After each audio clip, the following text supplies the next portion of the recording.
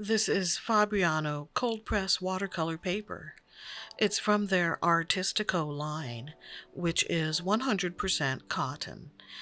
I just recently got this in block form, which I haven't used before, but being a watercolor YouTube junkie, finding the unglued spot wasn't too difficult. I went ahead and just cut off a sheet for this project, figuring it would be easier to flip around one sheet taped to a board rather than an entire 20-sheet block. A ruler and a compass helped me to place the crystal ball where I wanted it, which was the center of a 9x12 sheet. Producer Mike did his usual tech magic, setting things up for my recording session, and as he was leaving the studio, I said, "See you in 3 hours." He thought I was joking, but I knew this was going to be one of those videos, mainly because I wanted to take my time as it was going to be a birthday present. The rough sketch I'd drawn the previous day was propped in view for reference. The undersketching was done with a faber-castell polychromos color pencil in light ultramarine.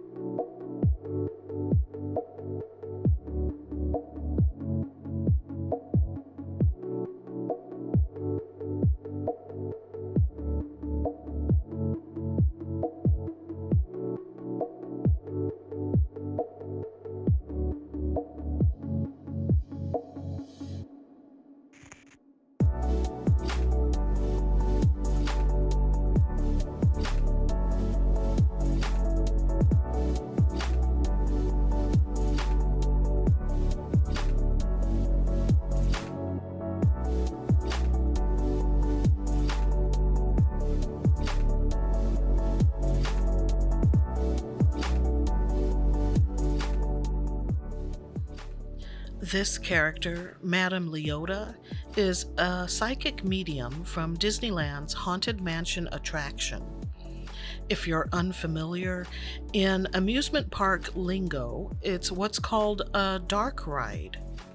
You board a vehicle, in this case a doom buggy, and are moved on a track past various scenes containing animatronic props with lights and sounds adding to the experience. Madame Leota appears about midpoint as a disembodied head inside a crystal ball.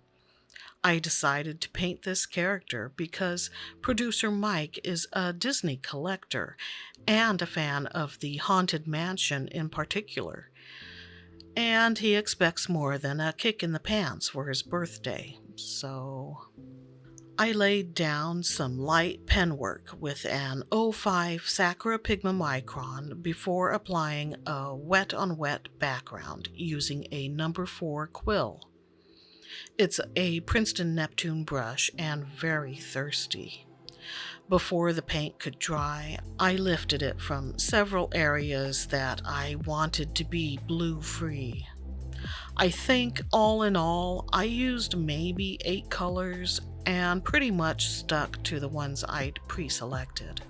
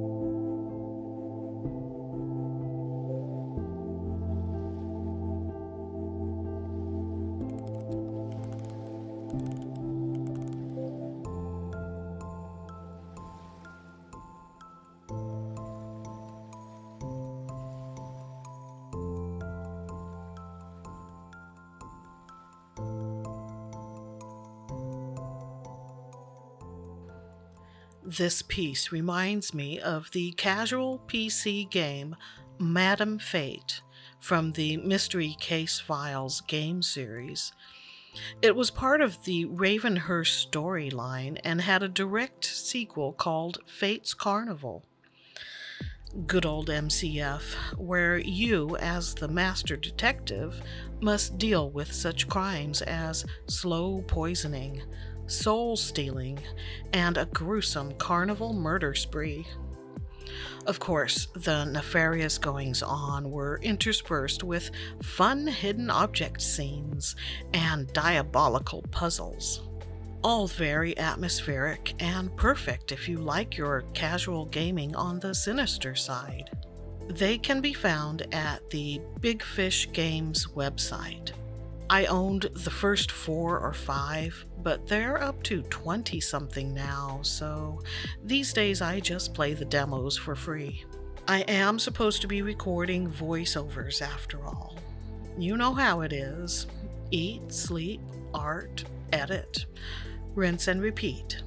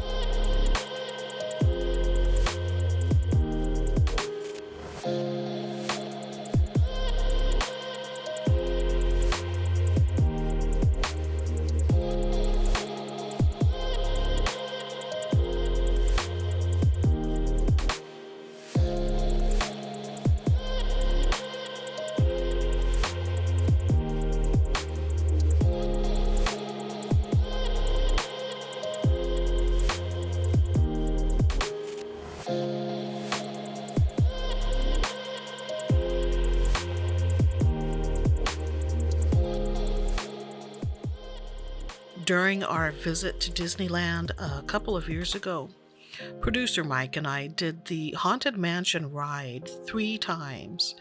It was the middle of October, so we got to experience all of the park's autumnal decor, special seasonal foods, and Halloween-themed entertainments. We even hit their treat trails and passed the loot on to our own trick-or-treaters back at home. This time of year, producer Mike likes to haunt the front yard with props, gravestones, a bit of fog, and mood-setting light and sound effects. There's a neat documentary called The American Scream about several families in a New England town setting up their annual Halloween yard haunts. We've watched it several times and really wish they'd make another one.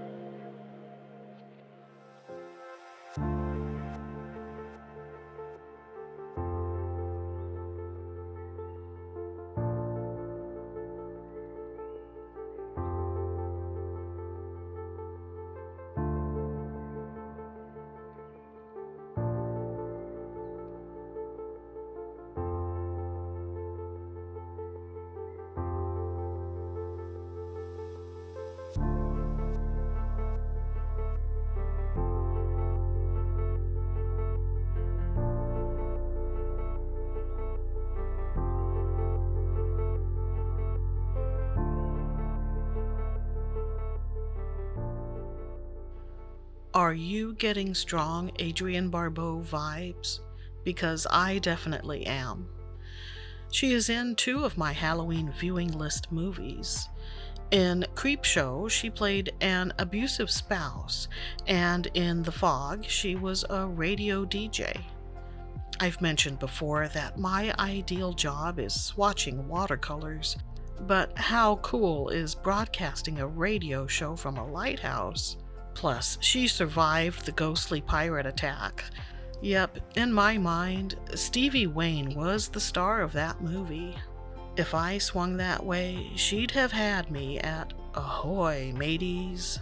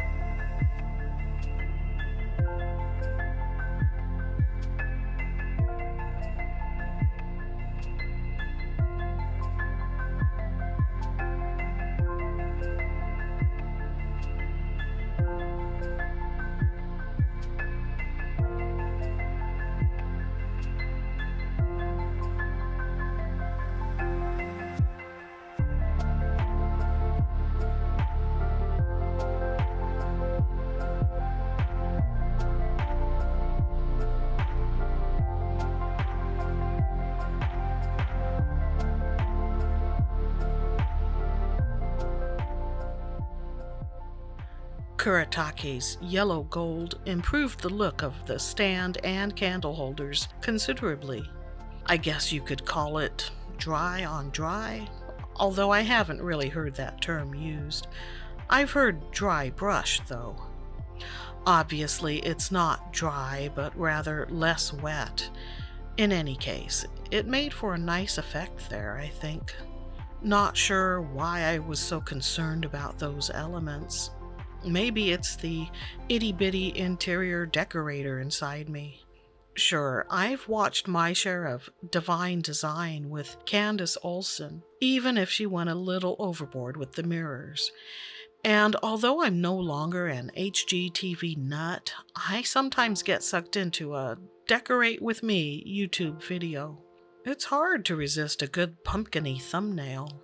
But after a few, they start to look the same, so when I've seen a fifth vlogger rearrange her seasonal mug collection, I remember why those sorts of videos annoy me. Then I switch to the Lair of Voltaire for some gothic homemaking fun, and all is well again.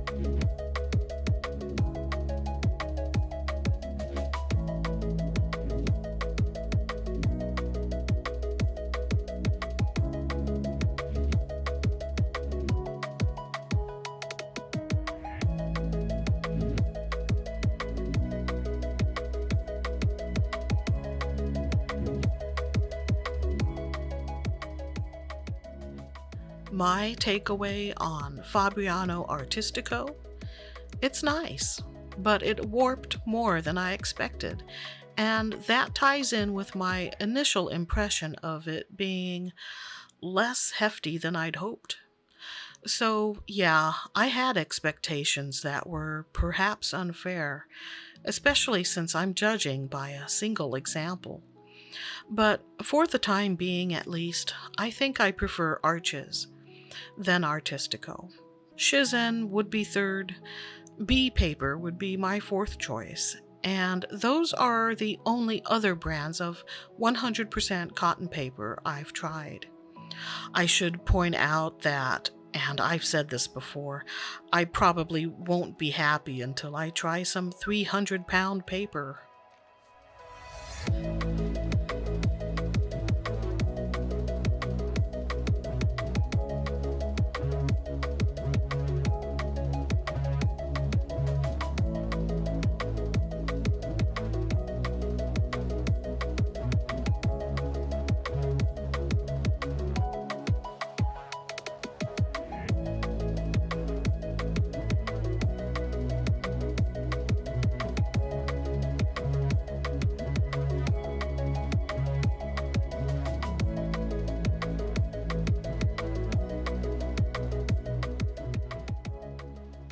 I thought it was done, but the crystal ball needed more emphasis. So I added some color penciling with cadmium yellow, more penwork, and some more bleed-proof white. I'm happy to share this watercolor painting. As far as Haunted Mansion characters go, in my opinion, Madame Leota has the most presence, even without a body. Until next time, stay artsy, my friends.